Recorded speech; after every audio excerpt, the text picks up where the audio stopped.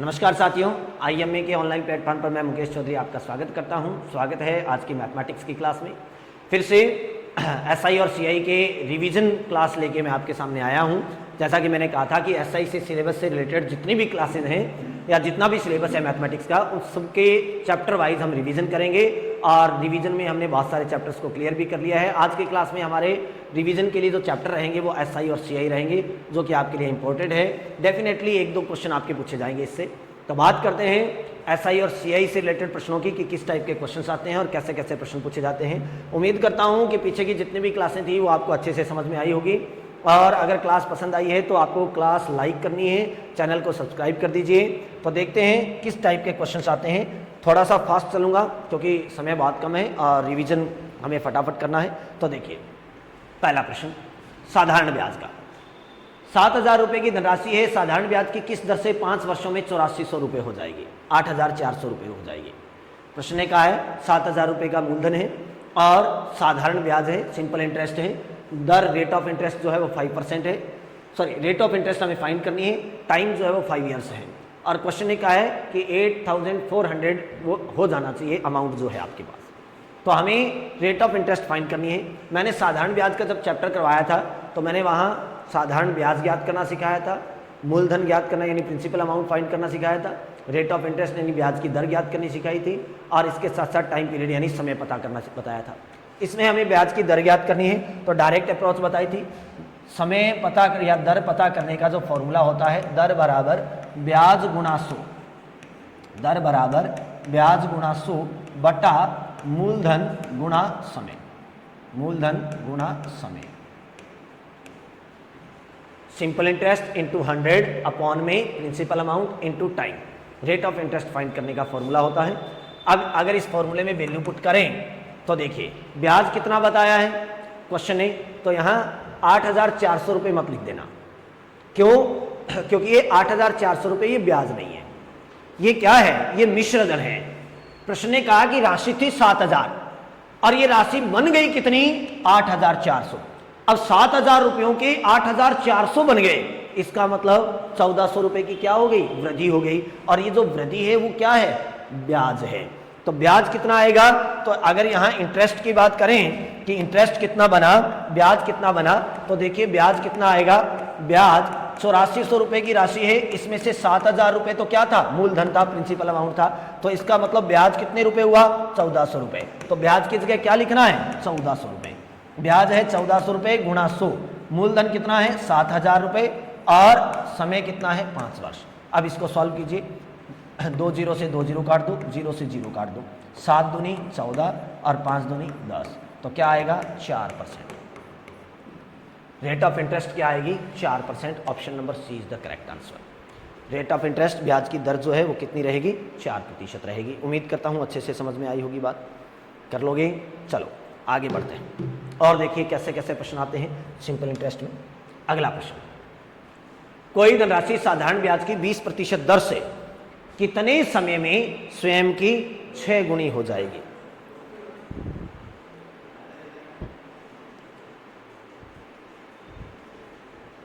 कोई धनराशि साधारण ब्याज की 20% दर से कितने समय में स्वयं की 6 गुनी हो जाएगी? मैंने आपको गुणा वाले प्रश्न बताए थे और मैंने कहा था इंपॉर्टेंट भी है। गुणा वाले प्रश्न अक्सर परीक्षाओं में पूछे जाते हैं। साधारण ब्याज में गुणा वाले प्रश्नों के अंदर एक मैंने खास अप्रोच बताई थी, और वो खास अप्रोच क्या है? जब भी गुणा वाले प्रश्न आए तो हमेशा ध्यान रखना, कोई भी धनराशि जितने गुणा होती है ब्याज उससे 1 कम होता है। और ये बहुत डिटेल में मैंने आपको समझाया है क्लास में कि अगर कोई धनराशि n गुणा हो जाए तो उसका ब्याज जो होगा वो n-1 गुणा होता है, यानी 1 कम होता है। अगर राशि 5 गुणा हो गई तो ब्याज 4 है, राशि 7 गुणा हो गई तो ब्याज 6 है। राशि जितनी गुणा हो जाएगी ब्याज 1 कम रहेगा। क्यों रहेगा? क्योंकि उसमें 1 गुणा खुद कौन होता है? मूलधन होता है। अब मेरे पास 100 रुपये है और ये 100 रुपये अगर 500 बन जाए तो इस 500 में 100 तो मेरा मूलधन है, तो बाकी के 400 रुपये ब्याज है। राशि हो गई 5 गुणा, तो ये ब्याज कितने गुणा था? 4 गुणा, क्योंकि 100 रुपये खुद क्या था? 1 गुणा खुद क्या है? मूलधन है। तो आप इस बात को हमेशा याद रखेंगे। जब भी राशि कितने भी गुना हो जाए ब्याज उससे 1 कम होता है, ये हमेशा याद रखें।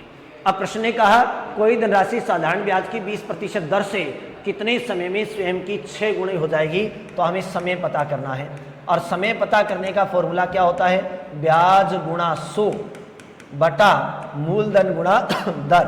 और यहाँ जब भी गुणा वाला सवाल आता है उसमें हमें प्रिंसिपल अमाउंट को मेंशन करना जरूरी नहीं है, मूलधन रखना जरूरी नहीं होता। क्यों नहीं होता, क्योंकि जब भी गुणा वाला सवाल आता है उसमें मूलधन कितने गुणा होता है, 1, और 1 को कहीं रखो या न रखो कोई प्रभाव नहीं पड़ता। इसलिए गुणा वाले सवालों में हम, गुणा वाले क्वेश्चंस में, मल्टीपल वाले क्वेश्चन में हम क्या करते हैं, मूलधन को नहीं लिखते हैं। अब ब्याज राशि है 6 गुणी, तो ब्याज कितना होगा, 1 कम हो जाएगा, 5 हो जाएगा, क्योंकि ब्याज हमेशा 1 कम होता है। 5 गुणा 100 बटा दर कितनी दे रखी है, रेट ऑफ इंटरेस्ट 20, तो 20 सॉल्व कर दो, 5 और 5 का 5 से गुणा करोगे तो 25 वर्ष। तो समय कितना आ जाएगा, 25 वर्ष। Option number C, option number C. तो धनराशि कितनी हो जाएगी, 6 गुणी हो जाएगी। कितने समय में हो जाएगी, 25 वर्षों में हो जाएगी। ठीक है। अब इसी में एक क्वेश्चन और आता है जिसमें एक ही क्वेश्चन में 2 क्वेश्चन एक साथ होते हैं, एक ही क्वेश्चन में 2 बार कैलकुलेशन करनी पड़ती है। कैसे, देखिए अगला प्रश्न देखिए, कोई धनराशि साधारण ब्याज की 10% दर से स्वयं की 3 गुणी हो जाती है। तो बताइए वही धनराशि किस दर से स्वयं की 6 गुणी हो जाएगी।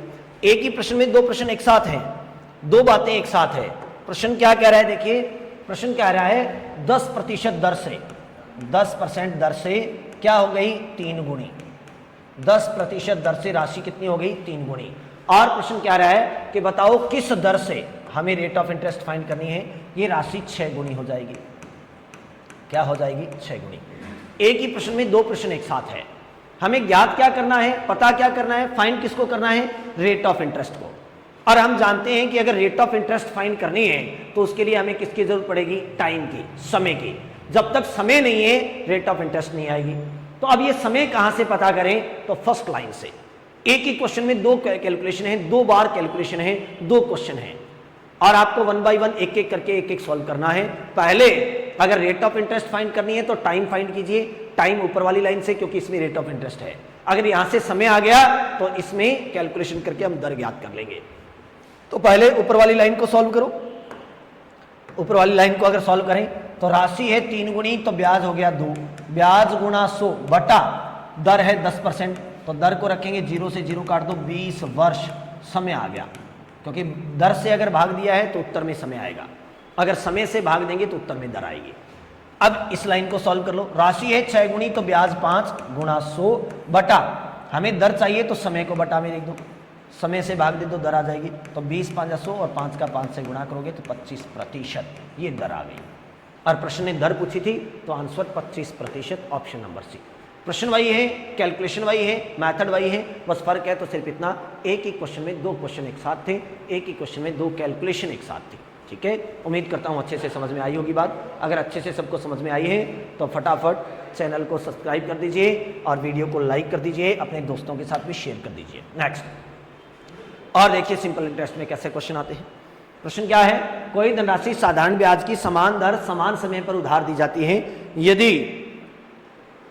यदि साधारण ब्याज मूलधन का 16/25 प्राप्त होता है तो बताइए ब्याज की दर क्या होगी। हमें ब्याज की दर ज्ञात करनी है। कोई धनराशि साधारण ब्याज की समान दर व समान समय पर उधार दी जाती है। अब एक बात ध्यान रखना, यहाँ कंडीशन आई है क्वेश्चन में, और वो कंडीशन क्या है, समान दर और समान समय। दर और समय समान होना चाहिए।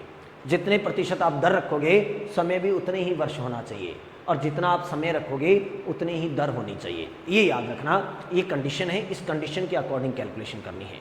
अब प्रश्न ने दर और समय समान कहा है, इसलिए चाहे प्रश्न वाला दर पूछ ले चाहे समय पूछ ले, दोनों एक ही बात है, क्योंकि आंसर सेम आना है। अब इस प्रश्न को पूरी डिटेल से भी करके बताया था मैंने, 100 मान के भी, x मान के भी, 2 तरीके पहले से बता रखे हैं, तीन बताए थे टोटल।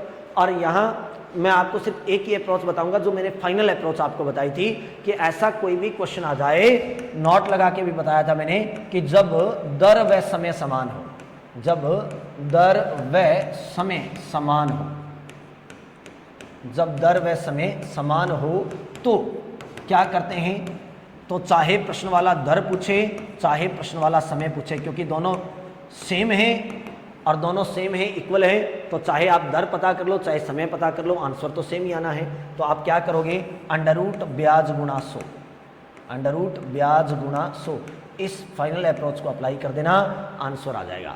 दर और समय समान होता है तो उस कंडीशन में हम इस अप्रोच को अप्लाई करते हैं और इससे अगर कैलकुलेशन करोगे तो ब्याज कितना बताया है 16/25, तो 16/25 और गुणा में क्या 100 और इनके ऊपर क्या लगा दो अंडर रूट, अंडर रूट निकाल दीजिए। 16 का रूट कितना होता है 4, 25 का रूट कितना होता है 5 और 100 का रूट कितना होता है 10। सॉल्व कर दो, 5 दूनी 10 और 4 दूनी 8, तो आंसर कितना आ जाएगा। दर पूछी है तो 8%, अगर समय पूछता तो 8 वर्ष लिख देते, समय पूछता तो 8 वर्ष और दर पूछी है तो 8%, क्योंकि चाहे दर पूछे चाहे समय पूछे दोनों एक ही बात है, दर प्रतिशत में आएगी और समय वर्षों में आएगा, तो आंसर आएगा 8%। क्वेश्चन ने दर पूछी है तो option number B is the correct answer. उम्मीद करता हूँ अच्छे से समझ में आई होगी बात।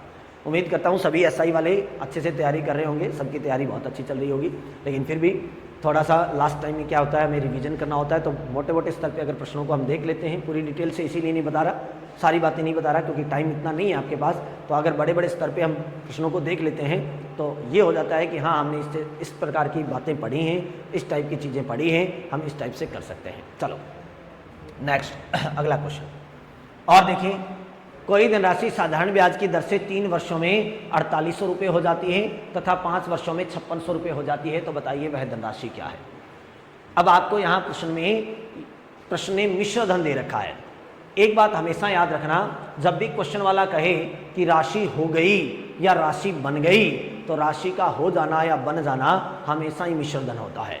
प्रश्न ने कहा कोई धनराशि हमें पता नहीं है वह राशि क्या है, वो 3 साल में 4800 रुपये हो गई और वो 5 सालों में 5600 रुपये हो गई, राशि का हो जाना यानी मिश्र धन है।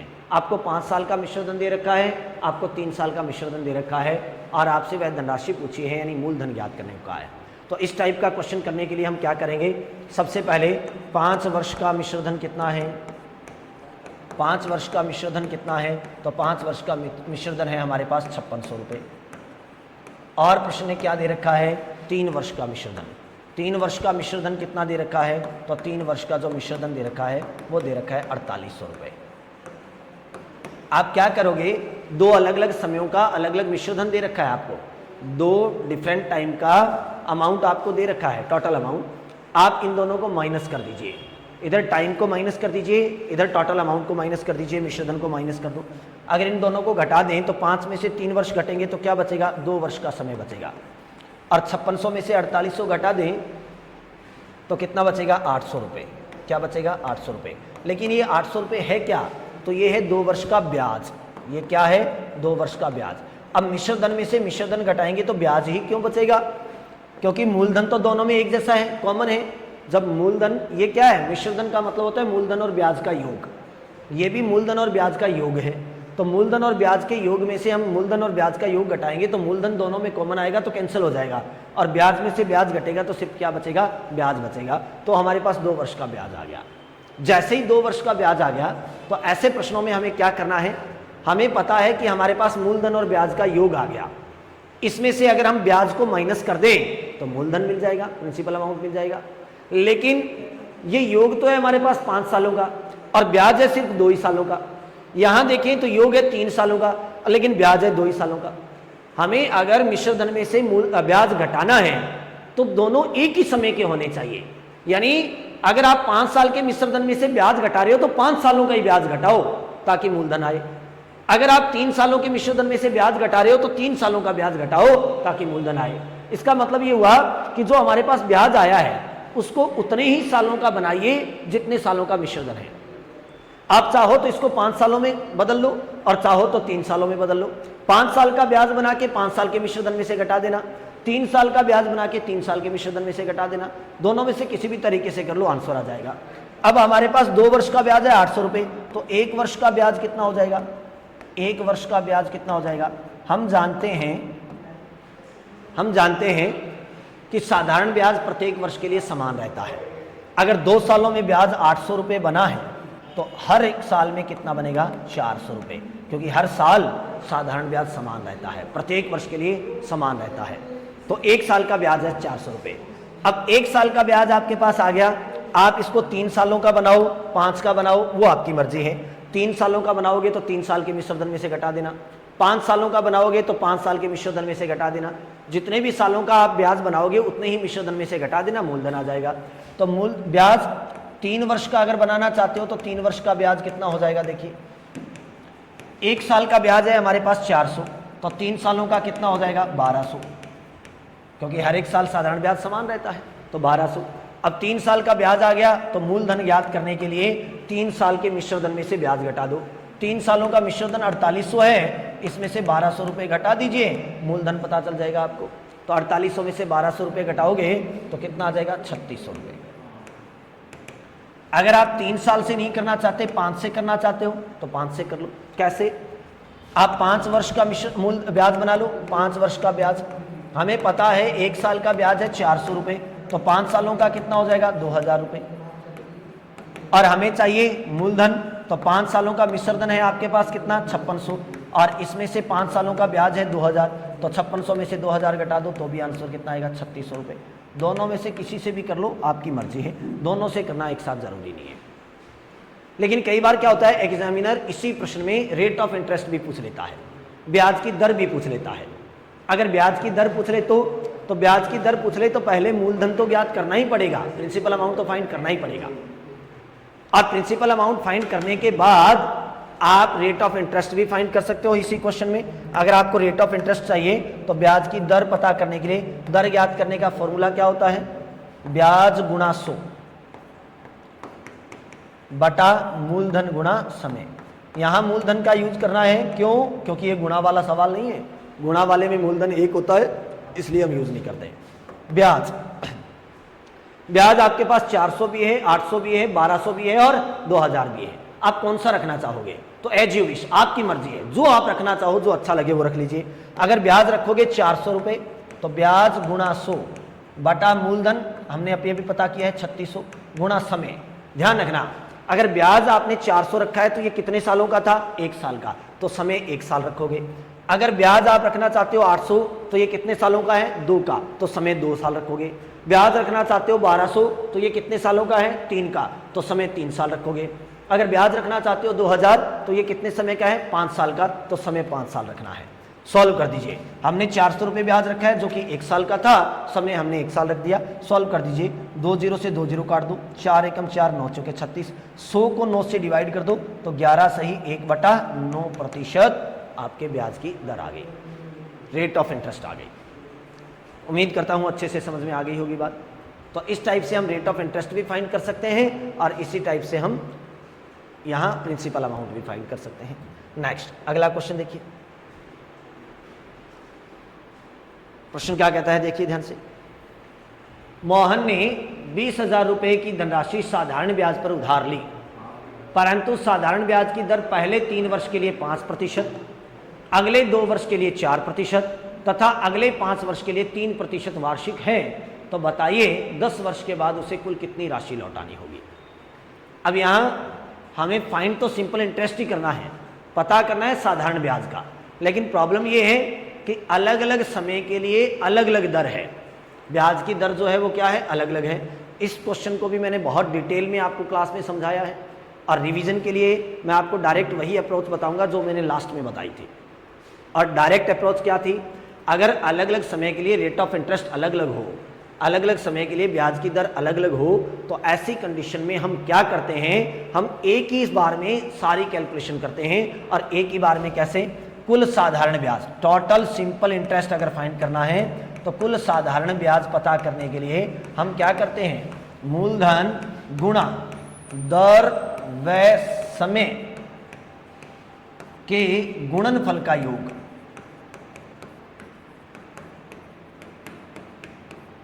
और बटा 100। ये डायरेक्ट अप्रोच बताई थी, इस अप्रोच के अकॉर्डिंग हम डायरेक्ट कैलकुलेशन करेंगे और इसके अकॉर्डिंग अगर कैलकुलेशन करें तो मूलधन कितना, तो प्रश्न ने मूलधन कितना बताया 20,000 रुपये, तो मूलधन की जगह 20,000 गुणा दर व समय के गुणनफल का योग। प्रश्न ने क्या कहा, 3 वर्ष के लिए दर 5% है, तो 3 और 5 का गुणा 15 प्लस 2 वर्ष के लिए 4% है, 4 और 2 का 8। 5 वर्ष के लिए 3% है, तो 5 और 3 सालों का गुणा 15। अब यहां देखिए 10 वर्ष के बाद उसने पूछा है, तो पहले 3 साल आ गए, अगले 2 आ गए 5 और अगले 5 आ गए, 10 साल पूरे हो गए बटा 100। सॉल्व कर दो।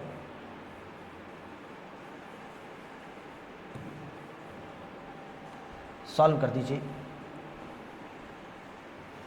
तो 20,000 गुणा 15 और 15 30 और 8 38 और बटा 100। 2 जीरो से 2 जीरो काट दो, 38 का 2 से गुणा कर लो। 38 का 200 से गुणा करोगे तो 8 दूनी 16, 3 दूनी 6 और 1 7 76, 100 रुपये। ये लो आंसर कितना आ गया, 7600 रुपये। ये क्या बना है 7600 रुपये, ये साधारण ब्याज बना है। लेकिन क्या प्रश्न वाले ने साधारण ब्याज पूछा है क्या? नहीं। प्रश्न ने क्या पूछा कि उसको कुल कितनी राशि लौटानी होगी। जब कोई भी व्यक्ति उधार लेके आता है तो वो वापस कितनी राशि लौटाता है, तो जितना उधार लिया है वो तो लौटाएगा ही लौटाएगा, इसके साथ साथ वो उसका ब्याज भी लौटाएगा। इसके साथ साथ वो क्या लौटाएगा, ब्याज।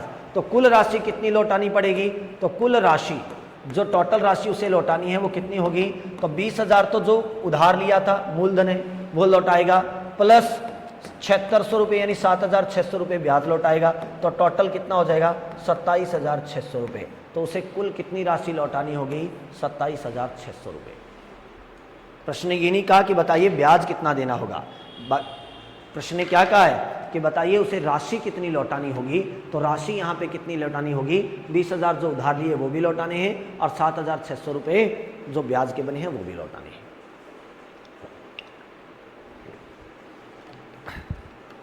उम्मीद करता हूँ अच्छे से समझ में आई होगी बात। अगर प्रश्न अच्छे से समझ में आया है तो फटाफट क्लास को एक बार लाइक कर दीजिए, चैनल को सब्सक्राइब कर दीजिए और दोस्तों के साथ भी शेयर कर दीजिए। चलो आगे बढ़ते हैं। अगला क्वेश्चन, और कैसे कैसे क्वेश्चन आते हैं सिंपल इंटरेस्ट में। अभी सिंपल इंटरेस्ट चल रहा है अपने। अगला प्रश्न देखिए, रमेश ने 25,000 रुपये को 2 अलग अलग खातों में 11% और 16% पर जमा करवाए। अब 25,000 रुपये टोटल अमाउंट है उसके पास, कुल राशि है 25,000 रुपये, और उसने क्या किया, 2 अलग अलग खातों में पैसे जमा करवा दिए। कितने कितने करवाए नहीं पता, लेकिन एक खाते में 11% की दर से करवाए, एक में 16 की दर से करवाए, और प्रश्न कह रहा है कि 2 वर्ष के अंत में कुल 6500 रुपये उसे ब्याज मिल गया। तो बताओ 11% से कितने पैसे जमा करवाए और 16 से कितने करवाए। 2 अलग अलग खातों में अलग अलग रेट ऑफ इंटरेस्ट से ब्याज की दर से उसने राशि जमा करवाई, लेकिन 2 सालों के बाद ब्याज 6500 रुपये मिला। अगर 2 सालों के बाद 25,000 रुपयों का ब्याज 6500 मिला है, क्योंकि टोटल अमाउंट तो उसके पास कितना था 25,000 का ब्याज अगर 6500 मिला है, तो पहले तो ये पता करो कि वास्तव में उसको दर कितनी लगी है, किस दर से ब्याज मिला है। तो एक्चुअल में उसकी दर कितनी रही होगी, तो दर अगर पता करें तो दर पता करने का फॉर्मूला ब्याज गुणा 100 बटा मूलधन गुणा समय। इस सूत्र में मान रख दीजिए। ब्याज कितना मिला उसको, तो ब्याज मिला 6500 गुणा 100। मूलधन कितना था उसका 25,000 रुपये, मूलधन कितना था 25,000, और समय कितना 2 साल। प्रश्न ने क्या कहा 2 वर्ष के अंत में, तो समय है 2 साल। सॉल्व करके देखिए, 2 जीरो से 2 जीरो काट दो, 0 से 0 काट दो, 5 से काट दो, 5 5 25, 5 दूनी 10, 2 से 2 काट दो, 65 में 5 का भाग दे दो तो आंसर आएगा 13%। यानी एक्चुअल में उसको जो रेट ऑफ इंटरेस्ट मिली थी, ब्याज की दर मिली थी, वो 13% की मिली थी। यानी उसे जो ब्याज मिला वो 13% की दर से मिला था। रेट ऑफ इंटरेस्ट 13 थी, कितनी थी 13%। लेकिन प्रश्न वाला तो कह रहा है कि नहीं, मैंने तो 11 से और 16 से जमा करवाए थे, यहां तो ब्याज मिला है वो वास्तव में तो 13% से ही मिला है। तो अगर आपको इस टाइप से एक ही क्वेश्चन में एक जैसी वैल्यू 3 बार दी जाए, 3 टाइम्स हो, तो आप वहां क्या अप्लाई करते हैं, एलिगेशन अप्लाई करते हैं। तो यहां एलिगेशन से पता कर लो कि कितना कितना अमाउंट उसने यहां डिपॉजिट करवाया। तो एलिगेशन से कैसे पता करेंगे, तो हमने रेट ऑफ इंटरेस्ट फाइंड कर ली। अब प्रश्न वाला कह रहा है कि मैंने तो 11% से जमा करवाए और बाकी 16% से जमा करवाए।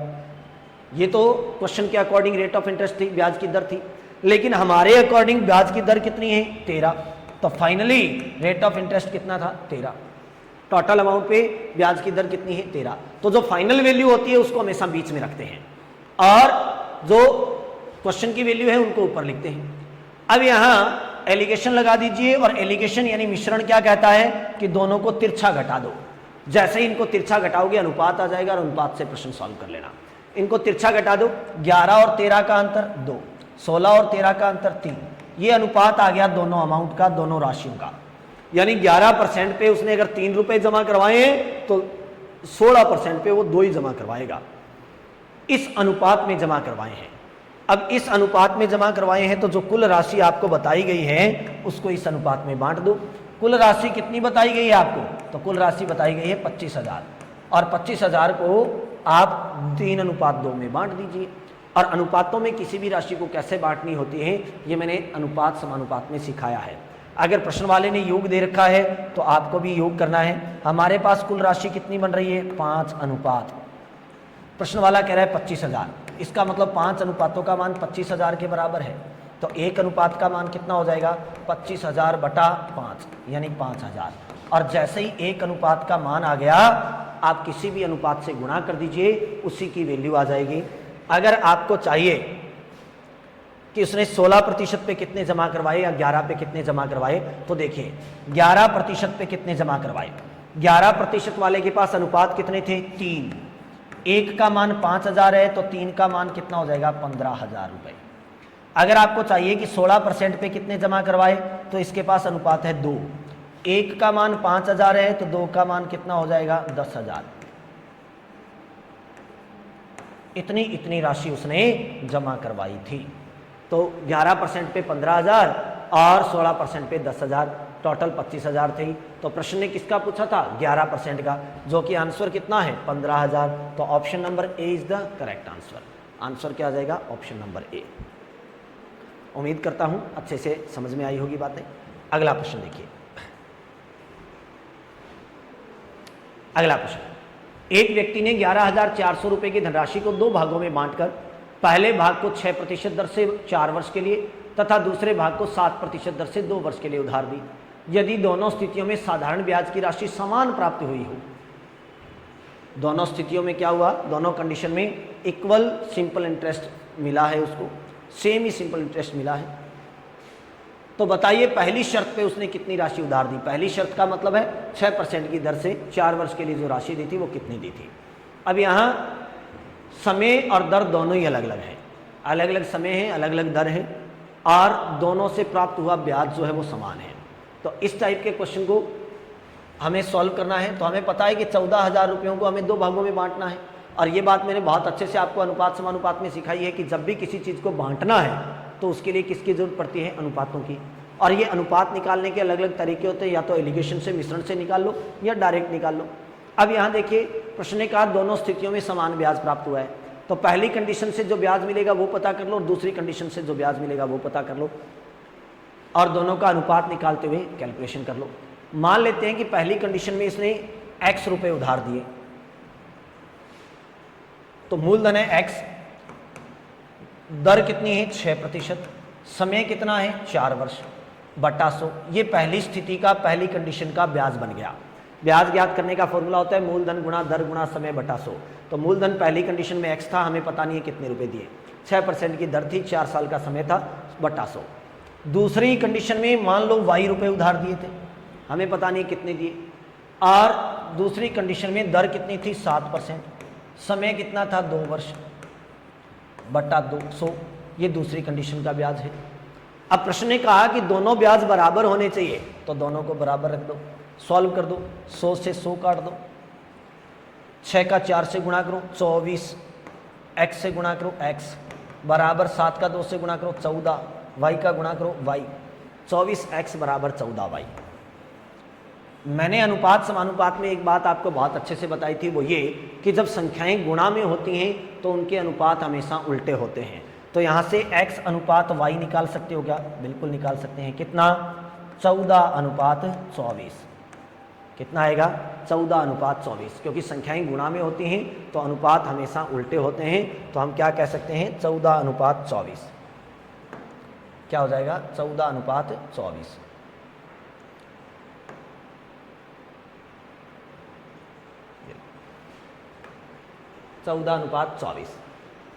अब अनुपात का सबसे छोटा और सरलतम रूप सर्वमान्य होता है। तो x अनुपात y हमारे पास 14 अनुपात 24 आ गया। अगर ये संख्याएं कट रही है तो काट दो, 2 से काट दो, 7 दूनी 14 और 12 दूना 24, तो अनुपात कितना आ गया 7 अनुपात 12। जैसे ही अनुपात आ गया 7 अनुपात 12, अब कुल राशि को इस अनुपात में बांट दो। थोड़ी देर पहले किया था ऐसा क्वेश्चन, कुल राशि को अनुपातों में कैसे बांटते हैं। तो कुल राशि प्रश्न ने कितनी बताई, तो प्रश्न ने कुल राशि कितनी बताई है, तो कुल बताई है 11,400। हमारे पास कुल अनुपात कितने बन रहे हैं, तो टोटल अनुपात बन रहे हैं 7 और 12 19। इसका मतलब हमारे 19 अनुपातों का मान इनके 11,400 के बराबर है। तो एक का मान कितना हो जाएगा 11,400 बटा 19।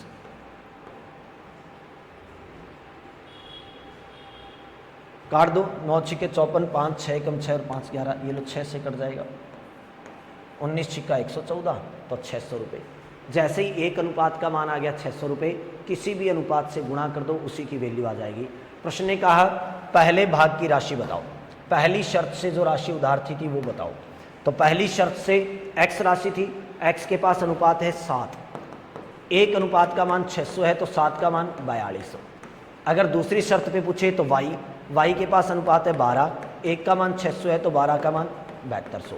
तो इतनी राशि उसने उधार दी थी। पहली शर्त पे 4200 रुपये दिए थे, दूसरी पे 7200 दिए थे। प्रश्न ने पहली शर्त पे पूछे हैं तो 4200 रुपये। आंसर कितना आ जाएगा 4200 रुपये। उम्मीद करता हूँ अच्छे से समझ में आ गई होगी बात। नेक्स्ट, और साधारण ब्याज में कैसे क्वेश्चन आते हैं, देखिए अगला प्रश्न, किस्त वाले प्रश्न। इसमें कई बार किस्तों वाले प्रश्न भी आ जाते हैं, और किस्त वाले प्रश्नों को मैंने बहुत डिटेल में एक्सप्लेन किया है आपको क्लास में। मैंने आपको ये तक बताया है कि एक्चुअल में किस्तों का जो इंस्टॉलमेंट होता है उनका पैटर्न क्या होना चाहिए, और प्रेजेंट टाइम में हमारे मार्केट में जो चल रहे हैं वो पैटर्न क्या है, इन दोनों के बीच में क्या डिफरेंस होता है, इनको बहुत अच्छे से मैंने डिस्क्राइब किया है। बहुत अच्छे से किस्तों के बारे में बताया है, किस्त वाले क्वेश्चंस को कैसे सॉल्व करता है, चाहे साधारण ब्याज में आ जाए चाहे चक्रवर्ती ब्याज में आ जाए। हमारे यहाँ जो किस्तों का पैटर्न चल रहा है, इंस्टॉलमेंट का पैटर्न चल रहा है, वो अलग ही चल रहा है, अलग ही सिस्टम है। एक्चुअल में इसका क्या सिस्टम होना चाहिए वो भी मैंने आपको बता रखा है। तो किस्त वाले सिस्टम में या इसके पैटर्न में क्या फ़र्क होता है, कैसे इनकी कैलकुलेशन होती है, डायरेक्ट अप्रोच क्या होती हैं, ये सारी बातें बहुत अच्छे से बताई हैं। यहाँ तक कि मैंने ये तक बताया है कोई भी व्यक्ति इंस्टॉलमेंट बनाता है, किस्तें बनाता है, तो क्यों बनाता है, तो इंस्टॉलमेंट का मतलब होता है ब्याज कम वहन करना। व्यक्ति ब्याज से बचने के लिए किस्तें बनाता है, और जब भी बात किस्तों की आती है तो लोकल में हमारे जो फंडामेंटल चल रहा है, जो भी पैटर्न चल रहा है, उसमें किस्तों में अगर हम राशि लौटाते हैं तो ब्याज ज़्यादा लगता है, लेकिन होना ये चाहिए कि किस्तों में जब हम राशि लौटाते हैं तो ब्याज कम लगना चाहिए। तो एक्चुअल में अगर इंस्टॉलमेंट आप बनाते हो तो वहाँ ब्याज से बचने के लिए बनाते हो। क्यों? क्योंकि किस्तों में हमेशा लौटाई गई राशि पे ब्याज नहीं लगना चाहिए, ये याद रखना। जो राशि हमने लौटा दी है उस पर कभी ब्याज नहीं लगता है, लौटाई गई राशि पे ब्याज नहीं लगता है, इसलिए जब भी किस्तें बनाई जाती है तो ब्याज कम लगता है।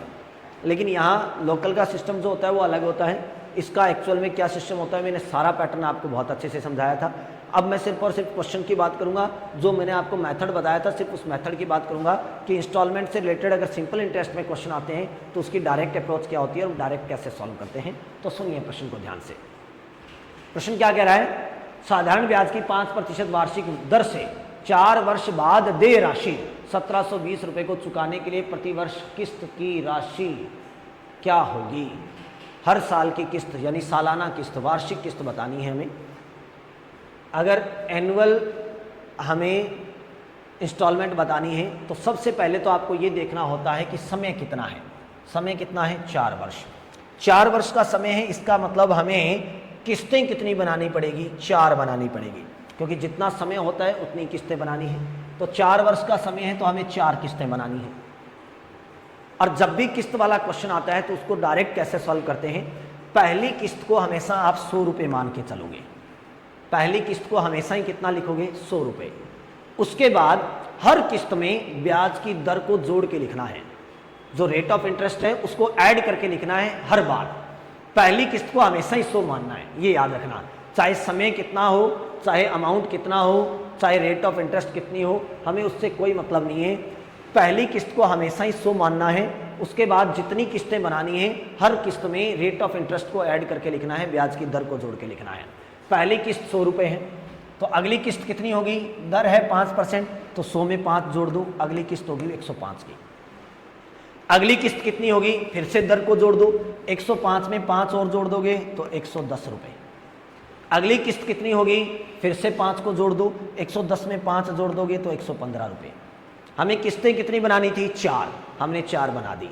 पहली को 100 माना, अगली में ब्याज की दर जोड़ दी, फिर उससे आगे फिर ब्याज की दर एक बार और जोड़ दी, फिर एक बार और जोड़ दी। टोटल 4 किस्तें बनानी थी, 4 किस्तें हमारे पास बन गई।